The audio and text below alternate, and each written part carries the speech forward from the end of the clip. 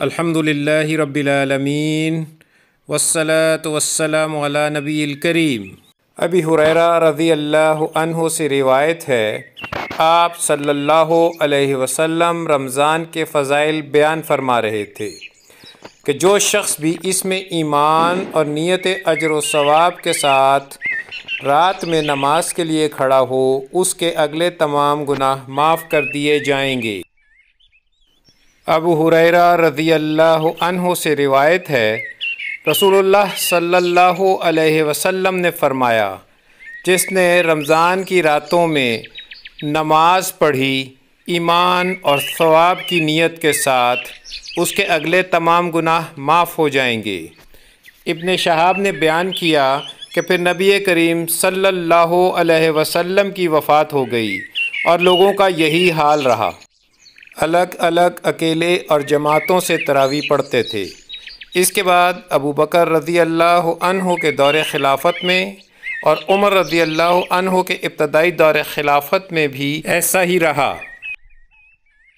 حضرت عائشہ صدیقہ رضی اللہ تعالی عنہا سے روایت ہے کہ رسول اللہ صلی اللہ علیہ وسلم ایک مرتبہ رمضان کی نصف شب میں مسجد تشریف لے گئے اور وہاں نماز پڑھی۔ کچھ صحابہ رضی اللہ عنہم بھی آپ کے ساتھ نماز میں شریک ہو گئے۔ صبح ہوئی تو انہوں نے اس کا چرچا کیا، چنانچہ دوسری رات میں لوگ پہلے سے بھی زیادہ جمع ہو گئے اور آپ صلی اللہ علیہ وسلم کے ساتھ نماز پڑھی۔ دوسری صبح کو زیادہ چرچا ہوا اور تیسری رات اس سے بھی زیادہ لوگ جمع ہو گئے۔ آپ صلی اللہ علیہ وسلم نے اس رات بھی نماز پڑھی اور لوگوں نے آپ صلی اللہ علیہ وسلم کی اقتداء کی۔ چوتھی رات کو یہ عالم تھا کہ مسجد میں نماز پڑھنے آنے والوں کے لیے جگہ بھی باقی نہیں رہی تھی، لیکن اس رات آپ برآمد ہی نہیں ہوئے، بلکہ صبح کی نماز کے لیے باہر تشریف لائے۔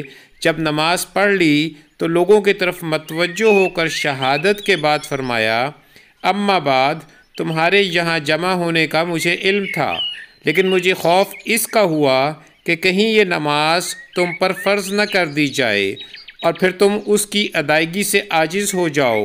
چنانچہ جب نبی کریم صلی اللہ علیہ وسلم کی وفات ہوئی تو یہی کیفیت قائم تھی۔ حضرت عائشہ صدیقہ رضی اللہ تعالی عنہا سے سوال کیا گیا کہ رسول اللہ صلی اللہ علیہ وسلم رمضان میں کتنی رکعتیں پڑھتے تھے؟ تو انہوں نے بتلایا کہ رمضان ہو یا کوئی اور مہینہ آپ 11 رکعتوں سے زیادہ نہیں پڑھتے تھے۔ آپ صلی اللہ علیہ وسلم 4 رکعت پڑھتے۔ تم ان کے حسن و خوبی اور طول کا حال نہ پوچھو۔ پھر 4 رکعت پڑھتے، اس کے بھی حسن و خوبی اور طول کا حال نہ پوچھو۔ آخر میں 3 رکعت وتر پڑھتے تھے۔ میں نے ایک بار پوچھا، یا رسول اللہ، کیا آپ وتر پڑھنے سے پہلے سو جاتے ہیں؟ تو آپ صلی اللہ علیہ وسلم نے فرمایا، عائشہ، میری آنکھیں سوتی ہیں لیکن میرا دل نہیں سوتا۔